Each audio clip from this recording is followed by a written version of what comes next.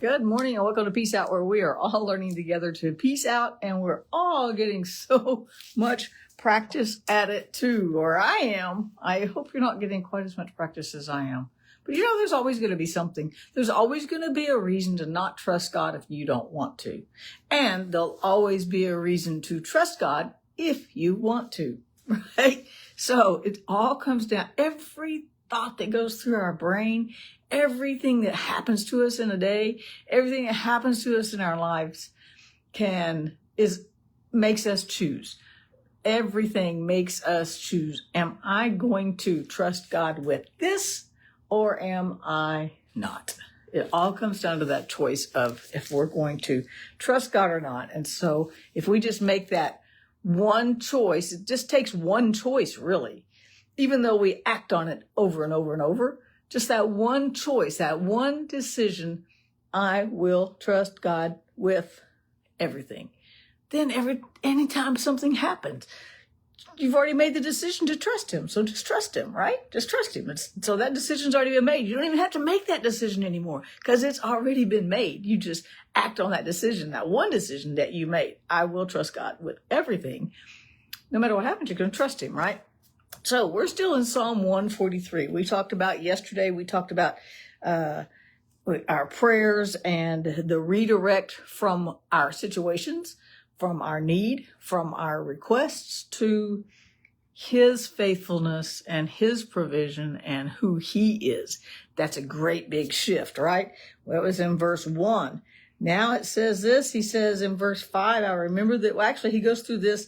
He says, my enemy has chased me, has knocked me to the ground. Have you ever felt like that? You ever felt like life is just knocking you down, right? Over and over, sometimes in one day even, right? My enemy is chasing me. He has knocked me to the ground. He forces me to live in darkness like those in the grave. And so we know David spent a lot of time in the cave running from Saul for no reason, for no wrongdoing, I should say. David didn't do anything wrong, right? Then he says this, I'm losing all hope. Have you ever felt that way? I can't believe they let him put that in the Bible. And it was canonized, and it's still here, right? God didn't say, you're going to have to take that part out. David was so gut level honest. One of the reasons I love the Psalms. I am losing all hope. Have you ever felt that way? I am paralyzed with fear. Now, Paul talked about having fightings without and fears within. So it's not a sin to speak of fear, right? We've been almost taught and conditioned that we can't say we're afraid. We can't say we have a need. We can't say we don't know what to do. We're afraid, or we're this or we're that. And right here, it's in the Bible. I am paralyzed with fear. I remember the days of old. I think about all your great works. I think about what you have done. I love that. That's very much like what he talks about in Psalm 77 too. That I don't see you doing anything right now, God, but when I don't see you doing anything right now, I'll just look back at all those things that I know you already did. And that will encourage me to go forward, knowing you will still be doing stuff in my life. You will still be interacting. You will still be God, right? But then here's this next part. Think about all that you've done. And this is the key. I even wrote key right there, right? This is the key. I reach out for you. I thirst for you as a parched land thirsts for rain. You know, here in the summertime, it's so easy once it gets really dry, the ground begins to crack open. It gets dry and it cracks open, and it's like it's just begging for it to rain, right? Come on, rain. Have you ever felt that way?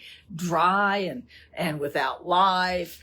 It's just hot and dry. It's just miserable. And it's just like, oh, I don't want to do anything. I just need a drink of rain, right? And so he says, I'm thirsting for you, like that ground is just waiting for that rain to fall. One of my favorite songwriter worship leaders, Dennis Jernigan, always says, the drier the period, the drier the desert, basically, the sweeter the rain. So we get in those dry seasons, but when that rain comes, when God does bring that peace, when we realize that peace, when we get through that season, because those seasons come, we can act like they don't come. You can act like they don't come. You can act like you don't ever have fear. We can act like we don't ever lose hope. We can act like we're never so dry, we're just dying here. We can act like we never get stressed out. We can act like we never get anxious. We can act like we never worry about anything, but we'll be lying to ourselves and everybody else.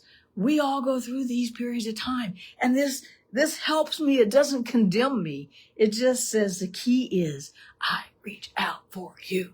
That's the key. The key isn't, there's not a magic button so that you never feel fear again. There's not a magic button so that you never lose hope again. There's not a magic button so that nothing bad is ever going to happen in my life or this world or anything that I'm associated with again. There's no magic buttons. There's no promises that bad things won't come. The promise is that when they do come, He's got us covered. He is in it with us, and we are just waiting for Him and looking for Him. But the key is I reach out. That is an active statement. That is a definitive action right there. I reach out to you. I need you like that dry ground needs the rain. Can we need God that much today? I love that thought. I'm going to probably camp there. How much do we really need Him and want Him in our lives? Because sometimes we're afraid if we need Him too much, He'll require something of us. Oh, come on, that's the truth. Y'all know it. Y'all don't want to go back to the old law and go, oh, there's a whole bunch of laws. I'm actually studying about some of that and listened to a really good podcast yesterday about that, for Lisa Harper, and how the law wasn't so strict. It was actually a covenant. But I don't want to get off on that. Sorry. we think He's going to put the law on us. We think we're going to get this code of conduct.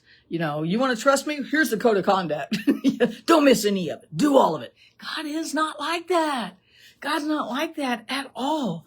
And we see that right here. We're like, it's okay. David said, I'm losing hope. David said, I'm paralyzed with fear, but I remember your good works and I think about what you've done. Can we go back to what He's done?